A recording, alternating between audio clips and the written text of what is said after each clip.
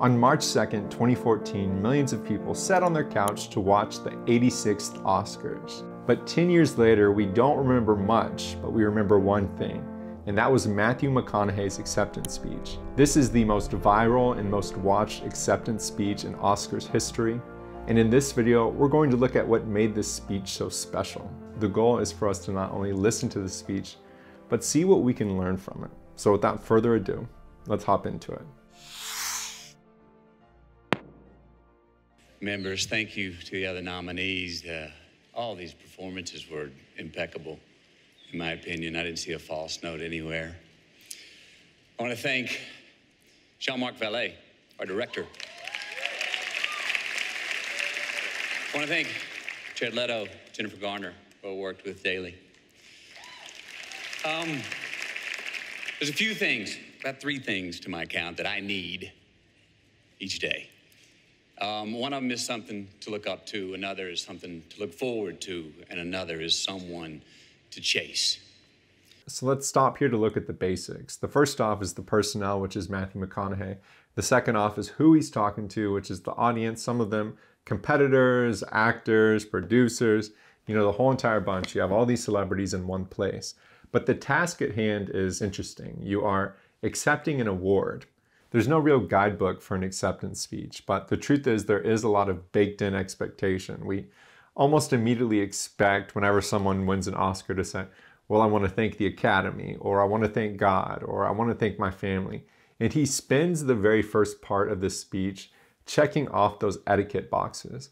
And most people stop there and they walk off, but you can tell he's getting more comfortable and he's settling in. And he begins to preview. He sets a 3-part structure for himself. He says, there's 3 things I need every day. The first is he needs something to look up to, another is something to look forward to, and another is someone to chase. So he sets up this 3-part structure for himself. The audience already is like, okay, something's happening here. And then also, he's known for his personality, so he's definitely leading with his personality. He's taking a moment. You can see him going back and forth. And he's going to share something that's important to him. First off, I want to thank God, because that's who I look up to. He's graced my life with opportunities that I know are not of my hand or any other human hand. He has shown me that it's a scientific fact that gratitude reciprocates.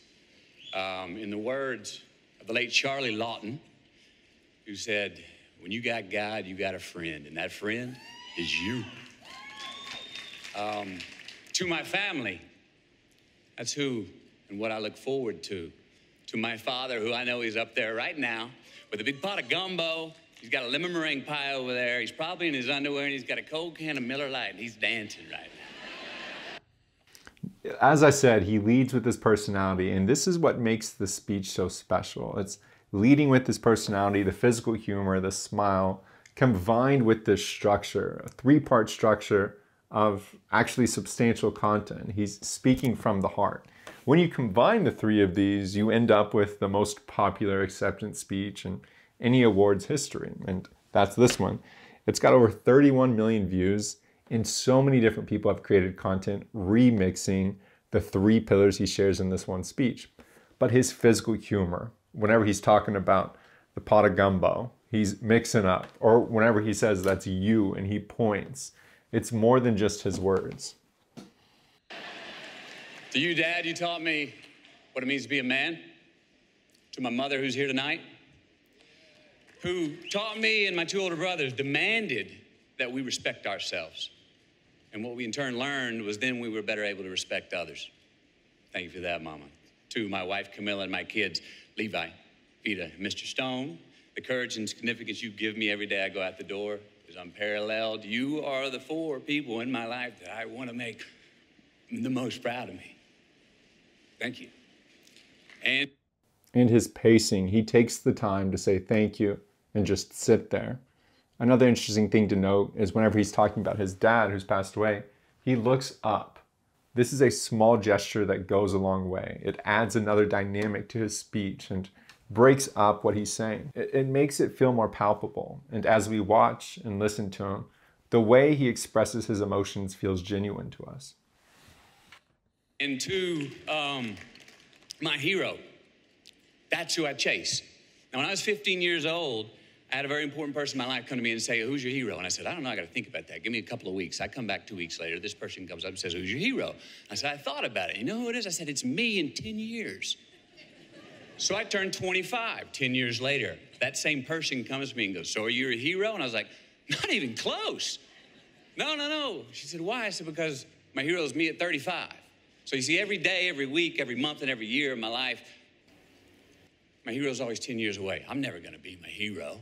I'm not gonna attain that. I know I'm not. And that's just fine with me because that keeps me with somebody to keep on chasing. So to any of us, whatever those things are, whatever it is we look up to, whatever it is we look forward to, and whoever it is we're chasing, to that I say amen. To that I say, all right. And to that I say, just keep living, huh? Thank you. He ends with his trademarks. He ends with all right. To that I say, let's keep living. It's a perfect mix of his personality, genuine content, and delivery. Even in that last analogy, we got to see a lot of different body language. We saw him laugh at the camera, and he breaks up what he's saying by saying, it'll be 10 years from now. It'll be 10 years from now. And it turns out that I'm not actually gonna be my hero because it's always gonna be 10 years from now. And that's really relatable. What made this acceptance speech so special is that he did a lot more than just accept an award. He used this moment to share things that were important to him.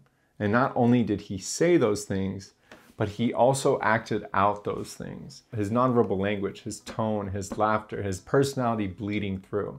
It made this speech more memorable. And it's a good example that sometimes the most memorable speeches are the ones that we actually believe.